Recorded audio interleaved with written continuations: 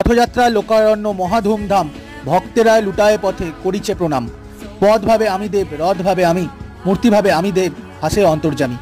বছরের এই সময় স্বয়ং জগন্নাথ দেব সমস্ত ধর্মের মানুষকে দেখা দিতে নেমে আসেন রাজপথে।